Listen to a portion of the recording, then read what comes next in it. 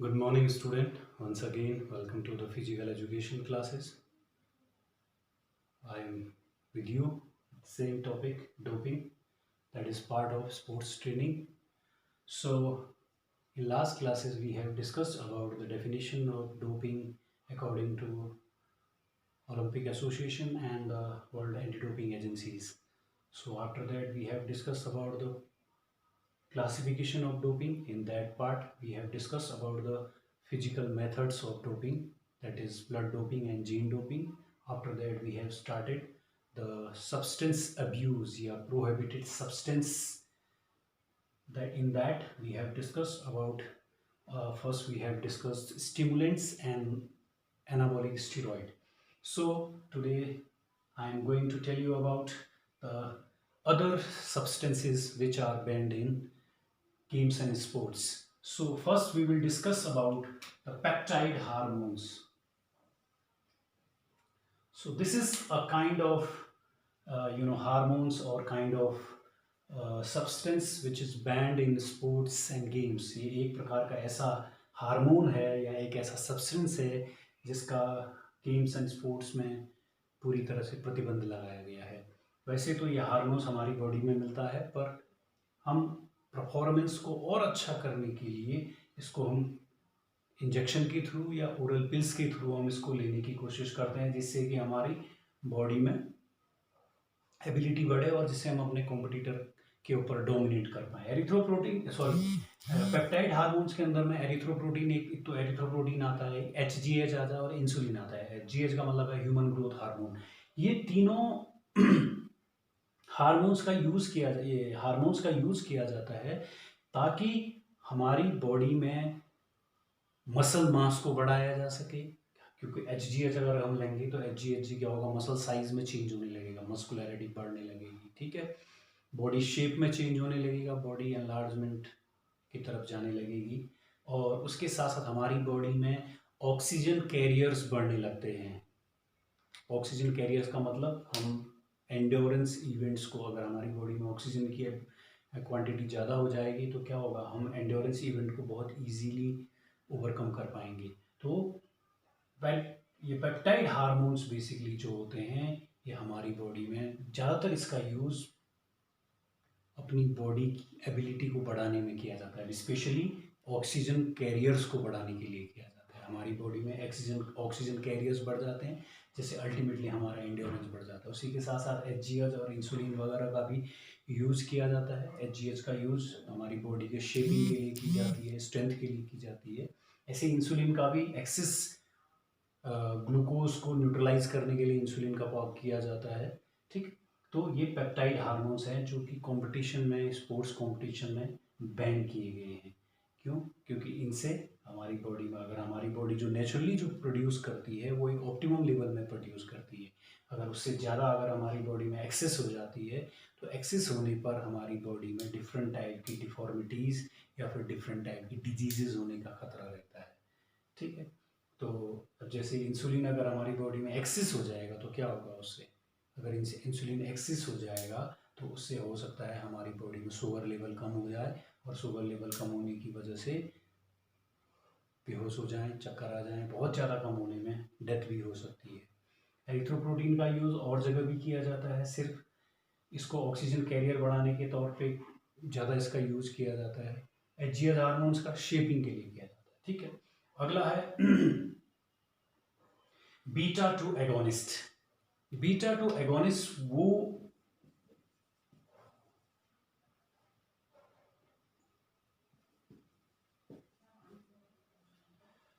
Beta two agonist ये cough syrup या asthma inhaler में पाए जाने वाले, कफ सिरप में तो नहीं कह सकते, कफ सिरप में तो स्टिमुलेंट पाए जाते हैं, ये एस्थमा इनहेलर्स में पाया जाता है, ठीक है। तो बीटा टू एगोनिस्ट का क्या काम होता है, ये हमारे जो ईयर पैसेज हैं, जो ब्रीदिंग एयर पैसेज हैं, उनको रिलैक्स कर देता है, उनको ये कह सकते हैं फैला देता है, उसमें रिलैक्सेशन प्रोसेस स्टार्ट हो जाती है, जिससे क्या होता है कि हमें सफिशिएंट तौर पे ऑक्सीजन मिलने लग जाती है। तो ये क्या करते हैं, हमारी बॉडी को रिलैक्स कर देते हैं, जिससे रिलैक्स करने से क्या होता है, हमारे एयर पैसेज फैल जाते हैं, फैल जाने की वजह से ऑक्सीजन ज़्यादा कैरी करने लगते हैं, जिससे कि हर एक टिश्यू में ज़्यादा ऑक्सीजन जाने लगता है और हम इजीली कोई भी इंडोरेंस इवेंट को हम इजीली ओवरकम कर सकते हैं। तो बीटा टू एगोनिस्ट किस में होता है, एस्थमा जो इनहेलर पंप होता है उस पंप में बीटा टू एगोनिस्ट डाला जाता है, एगोनिस्ट का यूज़ किया जाता है, ताकि जैसे एस्थमा के पेशेंट में होता क्या है, एस्थमा एक ऐसी बीमारी है, एक लाइफस्टाइल डिजीज़ है, एक ऐसी बीमारी है जिसमें कि पेशेंट को अटैक्स आते हैं। उस अटैक्स में क्या होता है कि उसका जो एयर पैसेज है, जो हमारा जो ट्रैकिया वगैरह है, वो नैरो हो जाता है। नैरो कैसे हो जाता है, उसमें स्वेलिंग आ जाती है। स्वेलिंग आ जाने की वजह से क्या होता है, जितनी स्वेलिंग होगी अंदर की तरफ से तो उसका पैसेज छोटा हो जाएगा, इसीलिए उसको सांस लेने में दिक्कत होती है। जैसे हम इसी इनहेलर का यूज़ करते हैं तो क्या होता है, उस स्वेलिंग को उस कॉन्ट्रैक्ट हो जाती है ना हमारी मसल्स ट्रैकिया की, तो उसकी जैसे हम उसको इनहेल करते हैं तो वो मसल्स को रिलैक्स कर देता है और सफिशिएंट ऑक्सीजन हमारी बॉडी में जाने लगती है।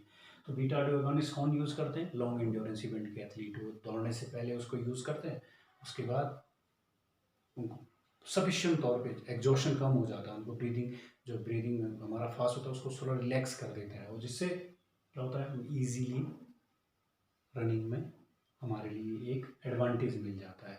ठीक, तो ये this is beta two agonist. Diuretics का वैसे ड्यूरिटिक्स ऐसा ड्रग है या ऐसा सब्सटेंस है जिसका हमारी परफॉर्मेंस पे कोई असर नहीं पड़ता। ये तो हमारी परफॉर्मेंस को बढ़ाता या घटाता नहीं है, लेकिन इसका अदर मीन्स के तौर पे यूज़ किया जाता है। इसमें एमिलोराइड, डेक्स्ट्रॉन और एसिटोलाजोमाइड आता है। ठीक है, इसमें बहुत सारी मेडिसिन है। इसके अलावा इसका क्या यूज़ है, ड्यूरिटिक्स में बेसिकली ये हमारी परफॉर्मेंस को कोई असर नहीं पड़ता, पर इसका यूज़ दो जगह पे किया जाता है। एक तो हमारी बॉडी से ये ड्यूरिटिक्स को हमारी बॉडी में क्या काम होता है, हमारी बॉडी से फ्लूइड को एकदम बाहर निकाल देता है। तो किस काम आ गया, ये हमारी बॉडी में वेट कम करने के काम आता है। ठीक है, तो कौन लोग यूज़ करते हैं इसको, वेट लिफ्टर्स, बॉक्सर्स, रेसलर्स, जिनको वेट कैटेगरी में फाइट करना होता है। अगर उनका वेट थोड़ा ज़्यादा हो रहा है एक लिमिटेड कैटेगरी से, तो अपने को डाउन कैटेगरी में लाने के लिए ड्यूरिटिक्स का यूज़ करते हैं। तो उससे क्या होता है, बार बार यूरिनेशन होती है, बार बार यूरिनेशन होती है। यूरिनेशन होने से क्या होता है, हमारी बॉडी का वेट कम हो जाता है। ठीक है, और दूसरा क्या यूज़ है इसमें, दूसरा वो लोग इसको यूज़ करते हैं जिन लोगों ने पहले से ही कोई अदर ड्रग्स ले रखा है, एनाबॉलिक स्टेरॉइड, पेप्टाइड हार्मोन्स ले रखा है, बीटा टू एगोनिस्ट ले रखा है, कैनाबिनोइड्स ले रखा है, नार्कोटिक्स ले रखा है, या कुछ भी ले रखा है, तो उसकी प्रेजेंस को छिपाने के लिए ड्यूरिटिक्स का यूज़ किया जाता है। जैसे हम इसको लेते हैं तो क्या करता है, उन सारे सब्सटेंसेस को ये यूरिन के थ्रू बाहर निकाल देता है। तो ड्यूरिटिक्स एक तो एंटी डोपिंग लॉस के अगेंस्ट इसलिए है क्योंकि इसका बॉडी से अगर ज़्यादा फ्लूइड निकल जाता है तो उसको डिहाइड्रेशन वगैरह की प्रॉब्लम हो सकती है, डेथ भी हो सकती है एक्सेस फ्लूइड बॉडी से निकलने में। दूसरा, ये उन प्रोहिबिटेड सब्सटेंसेस को छुपाने के काम आता है, इस वजह से इसको बैन किया गया है। ठीक है, ताकि कोई एथलीट अपने, अगर किसी एथलीट की बॉडी में अगर ड्यूरिटिक्स पाया जाता है, इसका मतलब है वो अपनी बॉडी से कुछ केमिकल्स को छुपाने की कोशिश कर रहा है, इसलिए इसमें भी बैन किया गया है। ठीक है, इसमें कौन कौन सा, एमिलोराइड आता है, डेक्स्ट्रोन आता है, एसिटिलोजोलामाइड आता है, एसिटिलोजोलामाइड। ठीक है, ये सारी मेडिसिन हैं ड्यूरिटिक्स की। ये इस मेडिसिन में ये ज़्यादातर पिल्स के तौर पे ही मिलती हैं, ये इंजेक्शन के रूप में नहीं मिलती हैं, पिल्स के रूप में इसका यूज़ किया जाता है। ठीक है, उसके बाद आते हैं बीटा ब्लॉकर्स। ठीक है, बीटा ब्लॉकर्स बेसिकली ये एक प्रकार के एंजाइटी किलर्स हैं। ठीक है, एंजाइटी मतलब होता है बहुत ज़्यादा टेंशन, स्ट्रेस वगैरह जब ज़्यादा होता है, तो ये एक प्रकार से एंजाइटी रिलीवर्स होते हैं। बेसिकली जब बीटा ब्लॉकर्स का यूज़ किया जाता है तो क्या करता है, ये हमारी हार्ट रेट को कम कर देता है। ये वो लोग यूज़ करते हैं जिनको हार्ट डिजीज़ेज़ हैं, जिनका ब्लड प्रेशर बहुत ज़्यादा है, जो बीपी के पेशेंट इसको यूज़ करते हैं, हाई बीपी के पेशेंट इसको यूज़ करते हैं। ये क्या करता है, ये ब्लड प्रेशर को डाउन कर देता है, हार्ट को स्लो कर देता है। स्लो करने की वजह से क्या होता है, और दूसरी क्या होता है, नर्व्स को रिलैक्स कर देता है। हमारी जो नर्व्स होती हैं टेंशनाइज हो जाती हैं, जो नर्व्स, उनको रिलैक्स करने के काम करता है। तो इसको कौन से लोग यूज़ करते हैं, इसको बेसिकली यूज़ करते हैं shooters. Pistols, shooters, archers, archers, shooters, archers, यानी जिसमें कंसंट्रेशन का काम ज़्यादा होता है। ठीक है, तो क्या करते हैं बेसिकली, क्या होता है जब आप निशाना साधते हैं आर्चर, तो उस पर क्या होता है कि एंजाइटी की वजह से, टेंशन की वजह से हाथ कांपने लगता है, तो वो हो सकता है अपने एम से हट जाए। तो उस वक्त वो क्या लेते हैं, बीटा ब्लॉकर्स वगैरह लेते हैं, तो क्या होता है वो हमारी मसल्स और नर्व्स को रिलैक्स कर देता है, जिससे हम ज़्यादा कंसंट्रेशन कर सकते हैं। तो बेसिकली बीटा ब्लॉकर ऐसी मेडिसिन है जो सिर्फ और सिर्फ इन गेम्स में बैंड है, आर्चरी और शूटिंग। इसके अलावा जो भी कंसंट्रेटेड गेम है उनमें भी, जैसे चेस वगैरह है, चेस में भी ये बैंड है। शूटर्स और आर्चर्स को यूज़ करते हैं। इसका क्या काम है, हमारे हार्ट बीट को कम करना और ब्लड प्रेशर को डाउन करना, साथ ही हमारे स्ट्रेसर को रिलीफ करना या रिलैक्स करना, इसका काम है, बीटा ब्लॉकर्स का काम है। ठीक है, अगला है कैनाबिनॉइड्स। कैनाबिनॉइड्स के अंदर में एक प्रकार के कुछ मादक द्रव्य आते हैं, मादक मतलब कुछ एनेस्थेटिक टाइप के होते हैं, जैसे मैरिजुआना, हराशीश। मैरिजुआना का मतलब जो हमारे यहाँ पिथौरागढ़ में काफ़ी ज़्यादा अवेलेबल रहता है, चरस जिसको बोलते हैं, ये कैनाबिनॉइड्स के अंदर में आते हैं, हाशीश और मैरिजुआना। तो मैरिजुआना एक क्या काम करती है, ये एक प्रकार के पेन रिलीवर है और एक प्रकार से हमारी बॉडी को रिलैक्स करते हैं।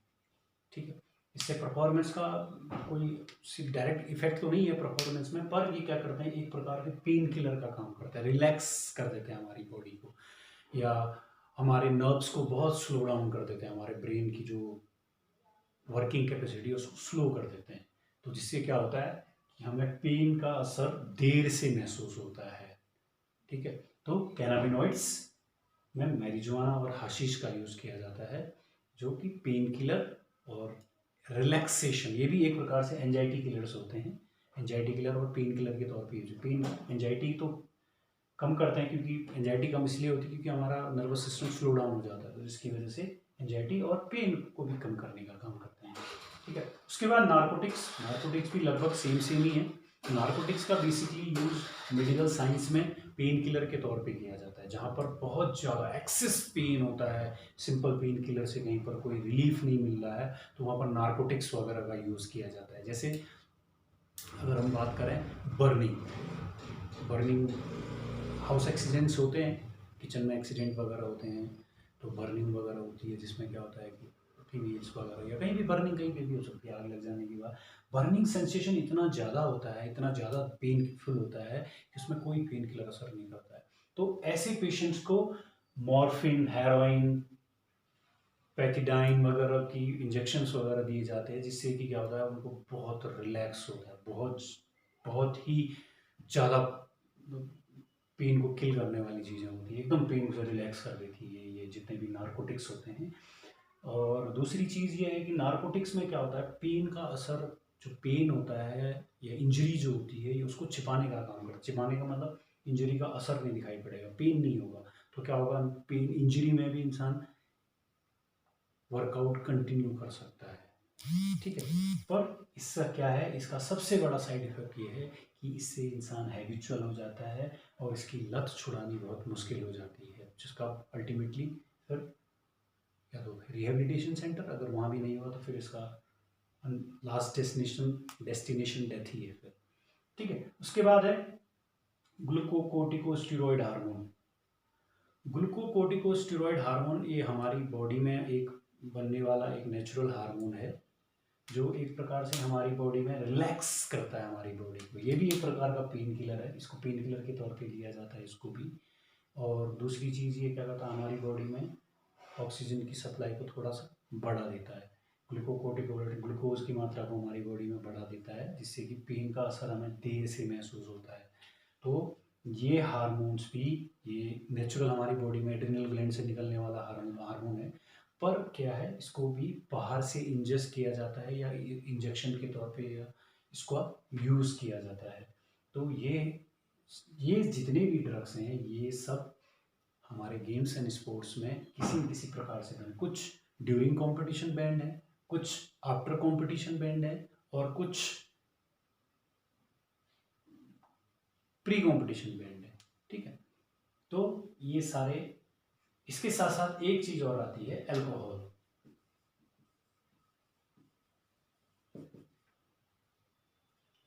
ठीक है, अब अल्कोहल का क्या है?